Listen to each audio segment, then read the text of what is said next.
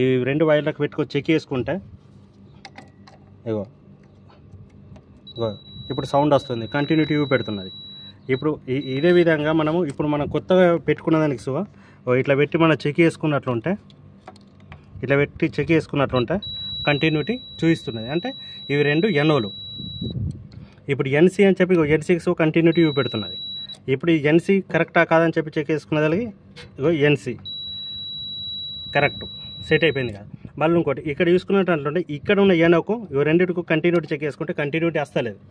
Continuity వస్తలేదంటే మరి ఇక్కడ ఉన్న వైర్లు 2 కరెక్టా కాదని చెప్పి తెలుసుకున్నది. ఇప్పుడు దీన్ని మన కాంటాక్టర్ ఇట్లా ఒత్తుకున్నట్లుంటే కంటిన్యూటీ పెడుతున్నది. అంటే ఇవి 2 వైర్లు మనం కరెక్ట్గా ఫిట్ చేసుకున్నాం. ఇక్కడ మనం సేమ్ ఇట్లానే రెండిట్లకి ఇట్లా మనం టచ్ చేసుకొని పెట్టుకుంటే ఇక్కడ మనం ఒత్తుకున్నట్లుంటే కంటిన్యూటీ పెడుతున్నది. అక్కడ చూసుకో కంటిన్యూటీ అక్కడ సౌండ్ వస్తుంది. అంటే మనం ఫిట్టింగ్ చేసుకున్నదంతా కరెక్టే.